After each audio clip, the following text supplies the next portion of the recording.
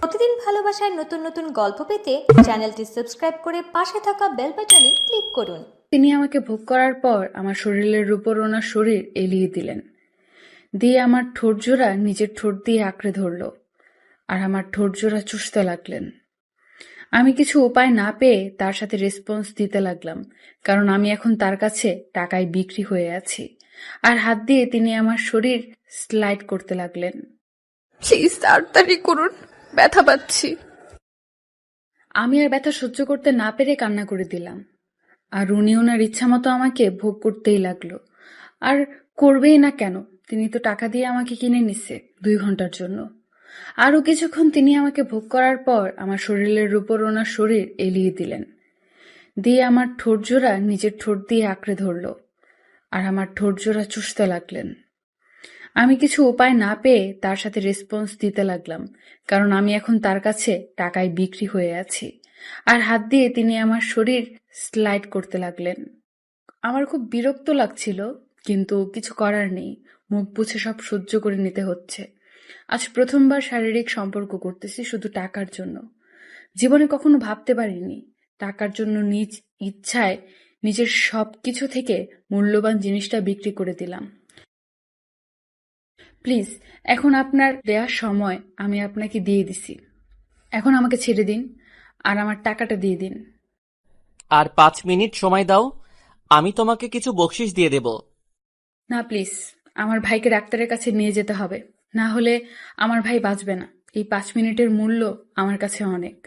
Please এরকম কিছু করবেন না, আমাকে যেতে দিন। উফ, এই নাও তোমার টাকা। উনি 10,000 টাকা আমাকে দিয়ে দিলেন, কারণ আগে থেকেই আলাপ করে নিয়েছিলাম আমাকে 2 ঘন্টা ওনার সাথে সময় কাটালে আমাকে 10,000 টাকা দেবে। আমি ওনার রুমের বাথরুমে গিয়ে একটু ফ্রেশ হয়ে নিলাম, মুখে পানি দিয়ে হাত মুখ ধুয়ে পরিষ্কার করে নিলাম, জামা কাপড় পরে ওড়নাটা ভালোভাবে গলায় দিয়ে পেঁচিয়ে মাথায় ঘোমটা দিলাম, যাতে কেউ বুঝতে না পারে, কারণ উনি অনেক জায়গায় কামড় বসিয়ে দিয়েছেন, সেগুলো স্পষ্ট দেখা যাচ্ছে। আমি বাথরুম থেকে বেরিয়ে এসে দেখি উনি সবকিছু পরে রেডি হয়ে আছে, হয়তো কোথাও যাবে। আচ্ছা, আমি তাহলে আসি, ভালো থাকবেন।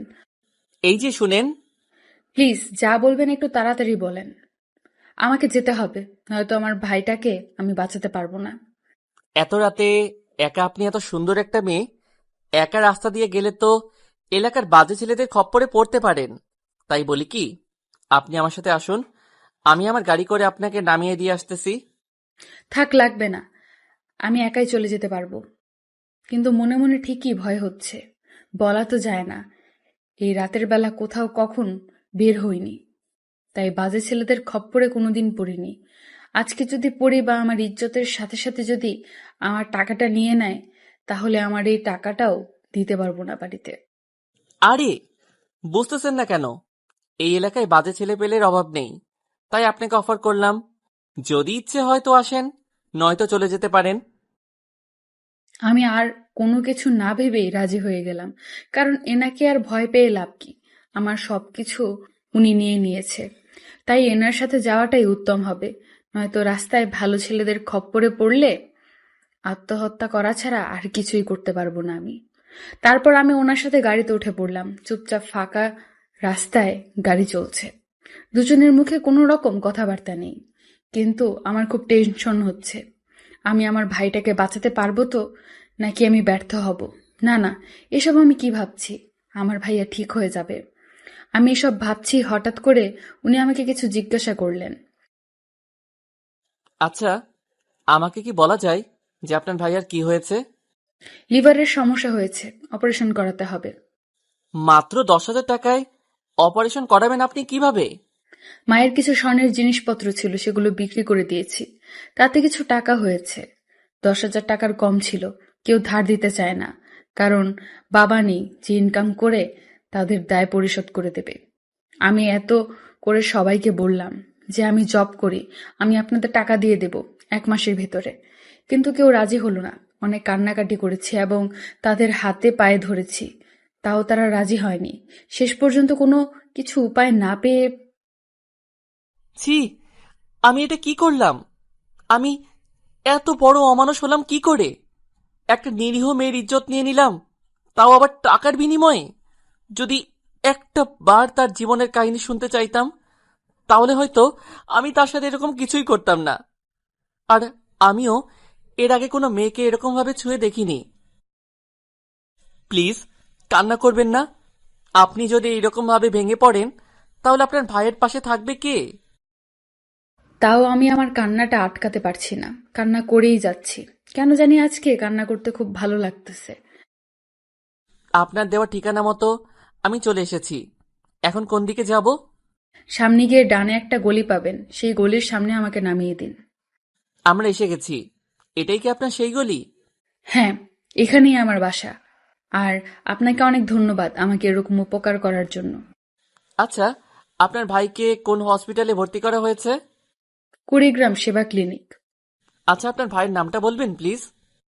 কেন বলুন তো, আপনি আমার বিষয়ে এত জানতে চাচ্ছেন? আরে বলুন না, এমনি শুনলাম আর কি। নাম কি আপনার ভাইয়ের? মিলন। আচ্ছা, আপনি বাসায় যান, আমি আমার বাসায় চলে যাচ্ছি। একটু ইম্পর্টেন্ট কাজ আছে তো, নয়তো আপনাকে বাসা অবধি দিয়ে আসতাম। আরে লাগবে না, এই তো সামনেই আমার বাসা। আচ্ছা ঠিক আছে, বাই। তারপর উনি গাড়ি ঘুরিয়ে চলে গেলেন, আর আমি আমার বাসার ভেতরে প্রবেশ করলাম। বাসার ভেতরে প্রবেশ করে দেখি মা খাবার টেবিলে বসে আছে, হয়তো আমার জন্য অপেক্ষা করতেছে। মা, মা, তুমি এখনো ঘুমাওনি? এভাবে বসে আছো কেন? তোকে ছাড়া কখনো কি আমার খাবার গলা দিয়ে নামে? উফ মা, তুমি অসুস্থ শরীর নিয়ে এখানে বসে থাকার কি আছে? অনেক হয়েছে, অনেক রাত হয়েছে, এখন চুপচাপ আয়, খেয়ে নে। তারপর মায়ের সাথে খেয়ে নিলাম। খাওয়া দাওয়া শেষে, কি রে মা, টাকা জোগাড় করতে পেরেছিস? হেমা, এই যে টাকা। কালকে সকালেই হসপিটালের ডাক্তারকে জমা দিয়ে আমার ভাইয়ের অপারেশনটা করিয়ে দেব। একটু মুচকি হাসি দিয়ে মার সাথে কথাটা বললাম। মা যদি সত্যিটা জানতে পায়, তাহলে আমাকে কখনো মেনে নেবে না। তোর বাপ নেই, তাই তোকে এত কষ্ট করতে হচ্ছে। দিন নেই, রাত নেই। মা প্লিজ, কান্না করো না এভাবে। তুমি তুমি তো জানো তোমার চোখের পানি আমার সহ্য হয় না। আচ্ছা, এখন খেয়ে ঘুমিয়ে পড়, অনেক রাত হয়েছে, আর অনেক খাটাখাটনি করেছ। আজকে তোর বুঝি অনেক ধকল গেছে। এখন তাড়াতাড়ি গিয়ে ঘুমিয়ে পড়, রেস্ট নে। কালকে সকালে আবার হসপিটালে যেতে হবে। মা, তুমি আবার বেশি রাত না জেগে তাড়াতাড়ি ঘুমিয়ে পড়ো। কালকে সকালে একটু কাজ করতেই হবে। তারপর আমি মাকে মায়ের রুমে দিয়ে এসে আমার রুমে আসলাম। এসে গলা থেকে ওড়নাটা সরিয়ে আয়নার সামনে দাঁড়িয়ে দেখি অনেক জায়গায় দাগ হয়ে আছে। তার সেই স্পর্শগুলো মনে পড়তেই ডুকরে কান্না করতে ইচ্ছে করতেছে। দৌড়ে বাথরুমে গেলাম, গিয়ে শাওয়ারটা ছেড়ে দিয়ে নিচে বসে পড়লাম। আর যেসব জায়গায় দাগগুলো আছে, আমি যেখানে যেখানে তিনি স্পর্শ করেছে সেই জায়গাগুলো ঘষতে লাগলাম আর কান্না করতে লাগলাম। এত দিন থেকে আমি এত কষ্ট করে নিজেকে ঠিক রেখেছি, কোনো প্রেম করিনি। সেই মেয়ে আজকে আমি সবসময় একটা জিনিস চিন্তা করে এসেছি, প্রেম করব না, বিয়ের পর স্বামীকে আমার সবটা দিয়ে ভালোবাসবো। কিন্তু আজকে আমার সেই স্বপ্ন মাটি চাপা দিয়ে দিল। তারপর রুমে এসে ঘুমিয়ে পড়লাম। 30 মিনিট পর, উফ, এরকম করো কেন? টাকা দিব তো, তার বিনিময়ে তুমি তোমার সুন্দর দেহটা দাও। প্লিজ না, এইরকম করবেন না। আমি যতই পিছিয়ে যাচ্ছি লোকটা ততই এগিয়ে আসতে লাগলো। তোমার না টাকা লাগবে, আমি দিব তো, তার জন্য তুমি তোমার সুন্দর দেহটা দাও। আমি কান্না করতেছি আর পালানোর চেষ্টা করতেছি, কিন্তু পারছি না। লোকটা হঠাৎ করে আমার ওড়না ধরে টান দিলেন। আমি খুব জোরে চিৎকার দিলাম, আর তখনই আমার ঘুম ভেঙে গেল। ও, তার মানে আমি স্বপ্ন দেখছিলাম এতক্ষণ। কি রে মা, কি হয়েছে? কিছু না আম্মু, চিৎকার করলি যে? একটা বাজে স্বপ্ন ছিল আম্মু। ঘুমিয়ে পড়। আমার গা কেমন শিউরে উঠতে লাগলো। আমার খুব ভয় হচ্ছে যদি লোকটা সবাইকে বলে দেয় যে আমি দেহ বিক্রি করি, তখন? না, আমি এসব কি ভাবছি, সব বাজে চিন্তা। আমি আর কিছুই ভাবতে পারছি না। উফ, মাথা ব্যথা করতেছে। তাই ঘুমানোর চেষ্টা করতে লাগলাম। কখন যে ঘুমিয়ে গেছে মনে নেই। সকালবেলা, আম্মু সকাল হয়ে গেছে, উঠো। ও, টের পাইলাম না আজকে। তোমাকে কালকে রাতেই বলেছি বেশি রাত জেগো না তুমি। হয়তো রাত জেগেছ, নিশ্চয়ই, তার জন্য তোমার সকাল সকাল ঘুম ভাঙছে না। পাগলি মেয়ে কোথাকার। যখন মা হবি না, তখন সন্তানের কিছু হলে বুঝতে পারবি যে মায়ের বোন কি বলে। উফ আম্মু, সকাল সকাল মেজাজটা খারাপ করে দেবে না তো? বুঝছো, আমি কত কষ্ট করে টাকা আনলাম যে ভাইটাকে তাড়াতাড়ি বাসায় নিয়ে আসবো, আর এখন তোমার বকবক শুনতে হচ্ছে। তাড়াতাড়ি উঠো তো। আম্মু আর কিছু বলল না, চুপচাপ উঠে ওয়াশরুমে চলে গেল ফ্রেশ হওয়ার জন্য। জানে যে এখন কিছু বললে আমি রেগে যাব। আমার ভাইকে নিয়ে আমার খুব চিন্তা হচ্ছে। আমার ভাইকে আমার মায়ের বুকে ফিরিয়ে দিতে পারবো তো? আল্লাহ এমন কিছু আমাদের সাথে করিও না, যার জন্য আমার মায়ের বুকটা যেন খালি না হয়। যে ভাইয়ের জন্য আমি আমার সবচেয়ে বড় সম্পদ বিক্রি করে দিয়েছি, সেই ভাইটাকে তুমি নিয়ে নিও না। এদিকে একজন লোক আছে হসপিটালে, মিলনকে খুঁজতে লাগলো। এই যে নার্স, এখানে গত কয়েকদিন যাবত মিলন নামে কোনো পেশেন্ট আছে? হ্যাঁ আছে, তবে আপনি রোগী কি হন? আর আমার জানা মতে রোগীর শুধু মা আর বোন আছে, তাহলে আপনি কে? আমি মিলনের ভাইয়া লাগি। আমি ওর বোনের স্বামী। ও আচ্ছা, আসেন আমি আপনাকে রুম দেখিয়ে দিচ্ছি। আমাকে রুম দেখিয়ে দিতে হবে না। এখানে সব থেকে ভালো ডাক্তারকে, আমাকে সেই রুমে নিয়ে চলুন। আপনি এসেছেন রোগীকে দেখতে, তাহলে ডাক্তার দিয়ে কি করবেন? আমি বুঝতেছি না, আপনি এত কথা বলেন কেন? আপনি এই হাসপাতালে নার্স, তাহলে আপনাকে আমি যেটা বলতেছি, আপনার দায়িত্ব আমাকে সঠিক জায়গা মতো পৌঁছে দেয়া। ওকে, আমার সাথে সাথে আসুন। এইখানে একটু দাঁড়ান, আমি স্যারের সাথে কথা বলে আসি। একটু তাড়াতাড়ি করবেন প্লিজ। ওকে স্যার, আপনার সাথে কেউ একজন দেখা করতে চায় মিলন নামে পেশেন্টের ব্যাপারে। আচ্ছা, পাঠিয়ে দেন দেখি কে তিনি। তারপর নার্স বাহিরে এসে অচেনা লোকটাকে ভেতরে পাঠিয়ে দিলেন। জি বলুন, আমি আপনার জন্য কি করতে পারি? জি, আপনাদের হসপিটালে যে মিলন নামে রোগী ভর্তি আছে, তার অপারেশন করুন এখন। আর যত টাকা লাগে আমি দিব। কিন্তু আপনি কে? আর আপনি মিলনের জন্য এত টাকাই বা দিচ্ছেন কেন? আমি তো আপনাকে চিনলাম না। আর এই রোগীকে যে ভর্তি করিয়েছে, আমার জানা মতে তার মা আর বোন আছে, আর কেউ নেই। তাহলে আপনি কে? আমি রোগীর দুলাভাই। এখন কত টাকা লাগবে বলুন, আমি চেক দিয়ে দিচ্ছি। আর এখানে যে আমি এসেছি বা আমি টাকা দিয়েছি অপারেশন করানোর জন্য, এসব কাউকে বলবেন না। শুধু বলবেন একজন অচেনা মানুষ এসে দিয়ে গেছে। কারণ আমাদের মাঝে এখন একটু ঝামেলা চলছে, তাই এসব গোপন রাখাই ভালো। আমি চাই না ছেলেটার কিছু হোক। আর ছেলেটা কিছু হয়ে গেলে আপনার হসপিটালে আর কখনোই রোগী আসবে না, এটা মাথায় রাখবেন। আপনি কি আমাকে ভয় দেখাচ্ছেন নাকি হুমকি দিচ্ছেন? কোনটা? আমি আপনাকে কোনোটাই দিচ্ছি না। প্লিজ কাজটা করুন তাড়াতাড়ি, নয়তো ছেলেটা না বাঁচলে তার পরিবারের কি অবস্থা হবে একটু ভেবে দেখেছেন?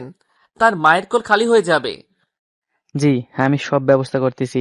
আপনি অ্যাকাউন্টে গিয়ে টাকা জমা দিয়ে আসতে পারেন। আর হ্যাঁ, মানে একটু বলে দেন। ওকে, আমি আপনার সাথে ফোনে কন্ট্যাক্ট করব, কিন্তু এই কথাটা ওনাদের কাউকে বলবেন না। ওকে। এইদিকে আম্মু, একটু জলদি করো, লেট হয়ে যাচ্ছে তো। এই তো, আমি রেডি, চল। যখনই হাঁটতে যাব তখনই ব্যথা অনুভব করলাম। কারণটা বুঝলাম না। আমি তো কাল পর্যন্ত ঠিক ছিলাম এবং আজ সকালে ঠিক ছিলাম, তাহলে এখন ব্যথা হচ্ছে কেন? কি রে মা, এইভাবে হাঁটিস কেন? পায়ে ব্যথা পাইছিস? না, আমি ঠিক আছি, তুমি চলো। আজকে তোর বাবা নেই বলে তোর উপর দিয়ে ঝড় বয়ে যাচ্ছে, তাই না? খুব কষ্ট হচ্ছে তো, তাই না রে মা? উফ মা, তুমি সব সময় বেশি বোঝো। আমি কিছু বললেই তুই রেগে যাস কেন, বুঝি না। আমাকে তো বলবি তোর কি হয়েছে, তাই না? আমার কিছু হয় নাই, তুমি আমাকে নিয়ে চিন্তা করা কমাও। আর লেট হয়ে যাচ্ছে এমনিতেই। তারপর আম্মু সহ আমি একটা রিক্সা ভাড়া করে হসপিটালে চলে আসলাম। আম্মু তুমি যাও, আমি রিক্সা ভাড়া মিটিয়ে আসি। ওকে। তারপর রিক্সাওয়ালাকে 50 টাকা দিলাম। তাকে ধন্যবাদ জানালাম সঠিক সময়ে পৌঁছে দেওয়ার জন্য। রিক্সাওয়ালা কিছু না বলে সুন্দর একটা হাসি দিয়ে চলে গেলেন। আমি হসপিটালে ঢুকে দেখি আম্মু নার্সের সাথে তর্ক করতেছে, কিন্তু বিষয়টা কি বুঝলাম না। বিষয়টা ঠিক মতো বুঝতে আমিও ওখানে চলে আসলাম। কি হয়েছে আম্মু, এরকম তর্ক করতেছো কেন ওনার সাথে? দেখ না রে মা, নার্স কি বলে। আচ্ছা, কি হয়েছে আমাকে একটু বলবেন প্লিজ? আপনার ভাইয়ার এখন অপারেশন চলছে। কি? অপারেশন চলতেছে মানে? আমি বেশ অবাক হলাম। যে ডাক্তার টাকা ছাড়া আমার ভাইকে হসপিটালে নিতে চাচ্ছিল না, সেই ডাক্তার আমার ভাইকে ফ্রি অপারেশন করাবে? এটা কিভাবে হতে পারে?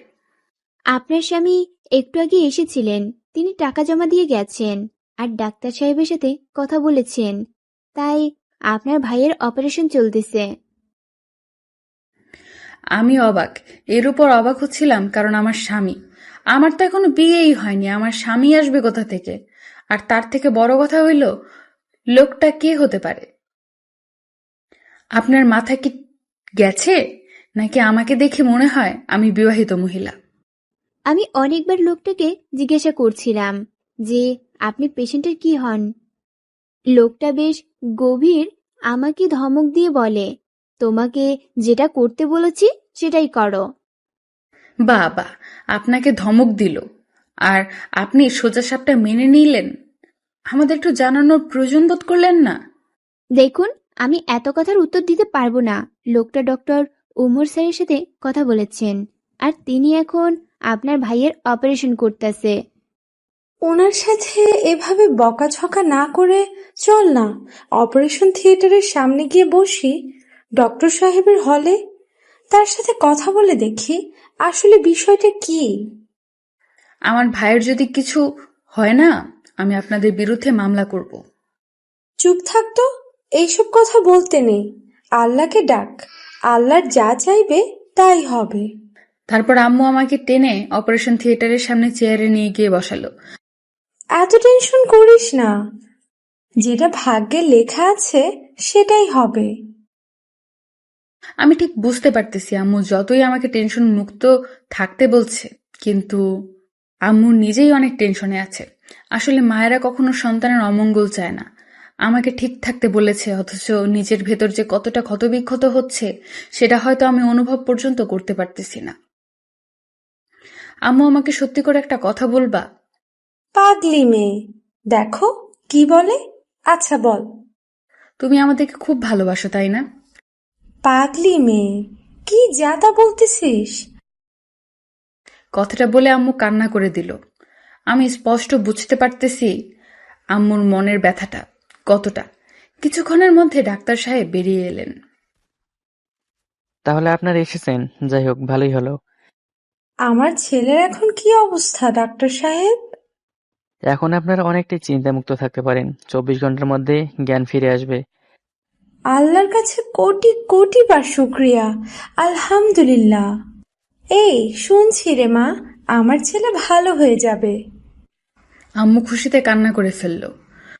ডক্টর সাহেব, আমি কি এখন আমার ছেলেকে একটু দেখতে পারি? এখন দেখতে পাবেন না, একটু পর আপনার ছেলেকে কেবিনে শিফট করা হবে, সেখানে গিয়ে দেখতে পারবেন। ও, আপনারা এখানে একটু অপেক্ষা করুন, একটু পর নার্স আপনাদের ডেকে নিয়ে যাবে। ডক্টর আঙ্কেল, আপনার সাথে আমার কিছু কথা ছিল জরুরি। হ্যাঁ বলো মা, কি বলতে চাও?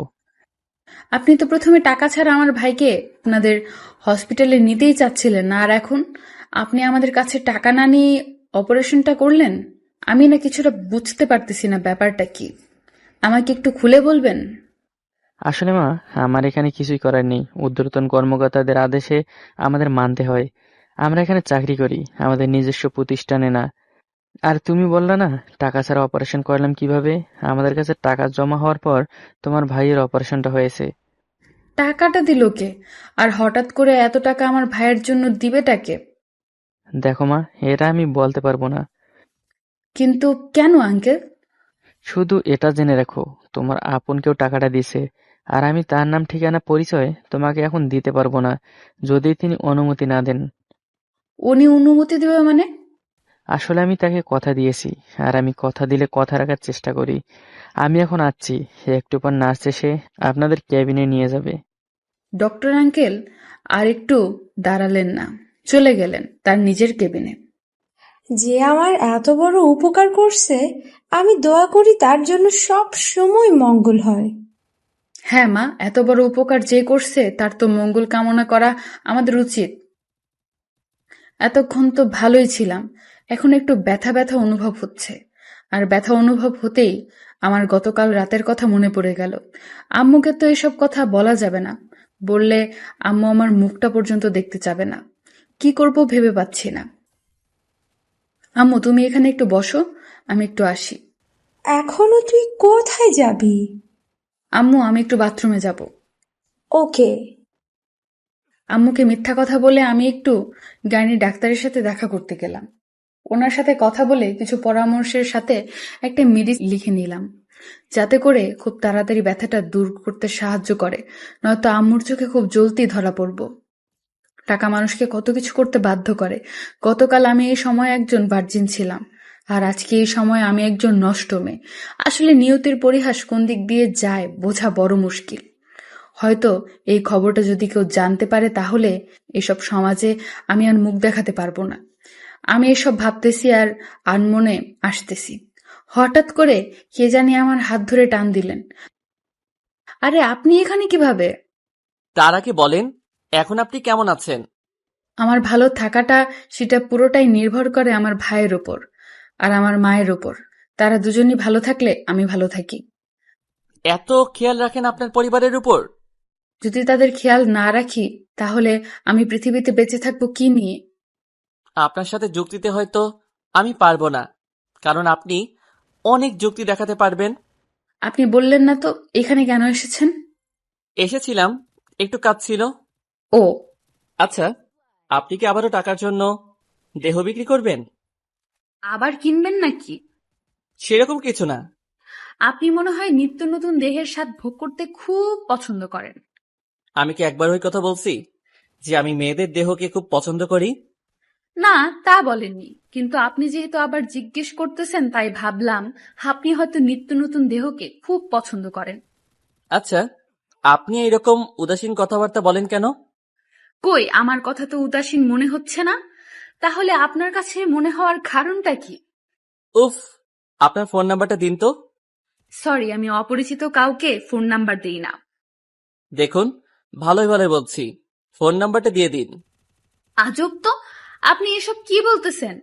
আমি তো আপনাকে চিনি না, আপনাকে আমার ফোন নাম্বার দেব কেন? আমি কিছু শুনতে চাই না, আমি শুধু আপনার ফোন নাম্বারটা চাইছি, আর আপনি সোজা সাপটা দিয়ে দিন, নয়তো। আমি না হয় আপনার কাছে ভুল করে আমার দেহটা বিক্রি করে দিয়েছি, তাই বলে কি আমি আপনার কাছে আমার সবকিছু বিক্রি করে দিয়েছি? আমার চিন্তা ভাবনা, আমার ইচ্ছা অনিচ্ছা সবকিছু? যদি বলি তাই।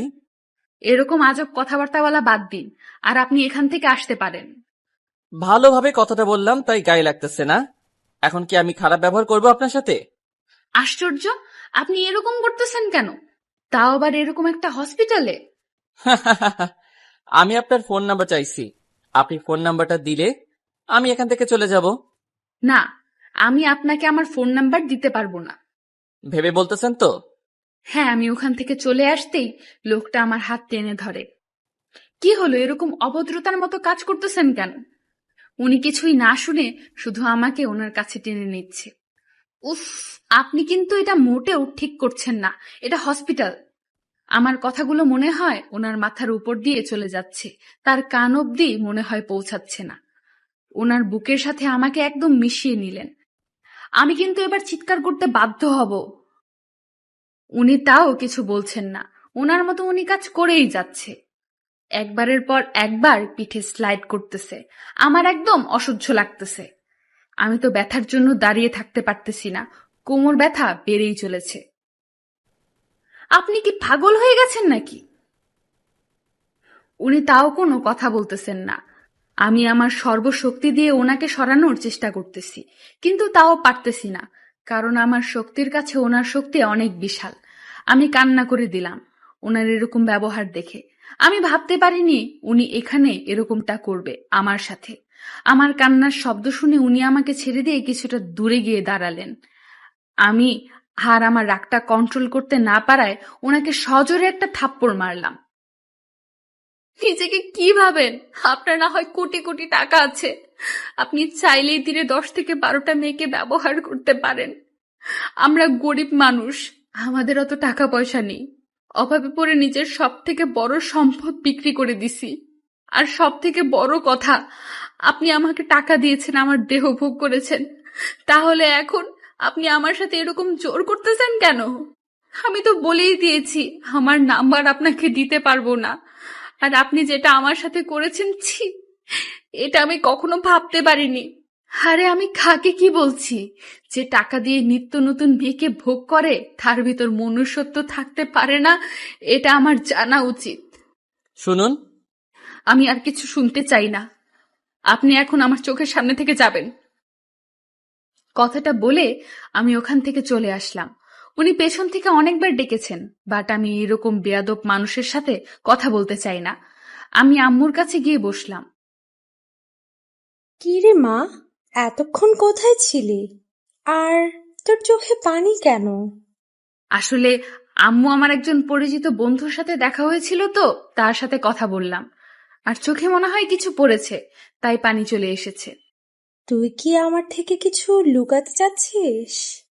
আরে আম্মু, তুমি কি বলো? তোমার থেকে আমি কি লুকাবো? দেখ মা, তোর মনের ভিতরে কি চলছে আমি জানি না, তবে শুধু একটা কথা মনে রাখবে, যা করবে ভেবে চিন্তে করবে। আম্মু, তুমি শুধু শুধু চিন্তা করতেছো আমাকে নিয়ে। তোমাকে কোনো চিন্তা করতে হবে না, চলো ভাইকে দেখে আসি। যদি কোনো সমস্যা হয় মায়ের কাছে লুকাবি না। আরে আম্মু, তোমার কাছে লুকাবো এমন কোনো কথা আছে নাকি? আমার পেটে যা থাকে সব তো তুমি জানো। আপনার ভাইকে কেবিনে শিফট করা হয়েছে, এখন দেখতে পারেন তাকে, কিন্তু তার সাথে এখন কথা বলতে পারবেন না। 72 ঘন্টা পর তার সাথে কথা বলতে হবে আপনাদের। থ্যাংক ইউ নার্স, আর সরি। সরি বলতে হবে না, আমাদের বোঝা উচিত ছিল এটা। এখন যান, দেখে আসুন, আপনাদের অপেক্ষার প্রহর শেষ। তারপর আম্মু আর আমি কেবিনে গেলাম। গিয়ে দেখি আমার ভাইটা শুয়ে আছে। কি সুন্দর লাগতেছে তাকে। আর ওইদিকে হ্যালো শামিম, একটা মেয়েকে তুলে আনতে হবে। তোর মাথায় আবার কি ঢুকলো? মেয়েকে তুলে আনবি মানে? তোকে যেটা বলছি সেটাই কর, আর সবাইকে বলে দে আজকে আমি বিয়ে করতে যাচ্ছি রাতে। মানে তোর মাথা ঠিক আছে নাকি গেছে মাল খেয়ে? আমি একদম ঠিক আছি, তোকে যেটা বললাম সেটা কর তাড়াতাড়ি। ভালো করে ভেবে দেখ, এইসব কাজ করা ঠিক হবে না। পুলিশ কেস পর্যন্ত হতে পারে। তুই আমার রাগ সম্পর্কে ভালোভাবে জানিস, আমার মাথাটা এখন গরম আছে, আর আমি যেটা করতে চাই সেটা করি। তুই তো সেটা ভালো করে জানিস, তাহলে এরকম ন্যাকামি না করে আমি যেটা বলছি সেটা কর, নয়তো তোকে আজকে আমি। ওকে, তোমার যা ইচ্ছা তাই হবে, কিন্তু এর মাঝে আমাকে টানবি না। তার মানে তুই আমাকে এই কাজটা করতে সাহায্য করবি না, তাই তো? আমি কি বলছি যে আমি সাহায্য করব না? দেখ, এইরকম প্যাঁচার কথা বলবি না, সরাসরি বল এখন কি আমাকে সাহায্য করবি কিনা। ওকে, সাহায্য করব। এখন মেয়ের ছবি পাঠা, ঠিকানাটা দে। মেয়েটার ছবি তো আমার কাছে নাই, আর ঠিকানাটা আছে। এরকম বোকার মতো কথা বলবি না তুই। ঠিকানা দিবি, আর আমি যাকে তাকে তুলে আনবো সেটা তোর মনের মানুষ হবে না। আবার তাকে রেখে আসবো, আবার আর একটাকে তুলে আনবো, সেটা হবে না। আবার তুলে আনবো, সেটাও হবে না। আবার তুলে আনবো, আমি কি এক এক করে ওই এলাকার সব মেয়েকে তুলে আনবো নাকি? তুই গাধার মতো কথা বলা বন্ধ কর, আমি যাবো তোর সাথে, বুঝছিস? আর আমি যাকে দেখিয়ে দেব তাকেই তুলে আনতে হবে, অন্য কাউকে না। আর তুলে আনার পর যদি মেয়েটা বিয়ে করতে রাজি না হয় তখন? বিয়ে করতে রাজি হবে না মানে? 100 বার রাজি হবে, জোরপূর্বক বিয়ে করব আমি। তাতে কি, মেয়েটা তোকে মন থেকে ভালোবাসবে। ওই মেয়ের মনে তোর জন্য শুধু থাকবে ঘৃণা, আর কিছু থাকবে না, বুঝছিস? এখনো ভেবে দেখ ব্যাপারটা। ওই, তুই আমাকে জ্ঞান দিবি না, যেটা করতে বলতেছি সেটাই কর। আর আমি বাসায় যাচ্ছি, সন্ধ্যায় তোর সাথে দেখা হচ্ছে। অন্তত আঙ্কেল আন্টিকে বলিস যে তুই বিয়ে করতে যাচ্ছিস। আপাতত কাউকে জানাবো না, শুধু তুই, আমি আর মেয়েটা, আর অন্য কেউ জানবে না। মানে তুই কি লুকিয়ে বিয়েটা করতে যাচ্ছিস? কিছুটা সেরকমই। আচ্ছা, তোর যেটা মন চায় সেটাই কর। আমি তোকে বোঝাতে পারবো না। তোকে বোঝাতে গেলে আমি পাগল হয়ে যাব। আচ্ছা ভাই, সন্ধ্যায় দেখা হচ্ছে। ওকে। তারপর আমি ফোনটা কেটে দিয়ে বাড়ি গেলাম। আম্মু, তুমি বাসায় যাও, আমি ভাইয়ের সাথে রাতে থাকবো। আরে পাগলি মেয়ে, কি বলিস? আমি থাকবো, তুই বাসায় গিয়ে থাক। আম্মু তোমার এখানে থাকতে কষ্ট হবে, আর আমি এটা কখনোই চাই না যে আমি থাকতে আমার মা কষ্ট করবে।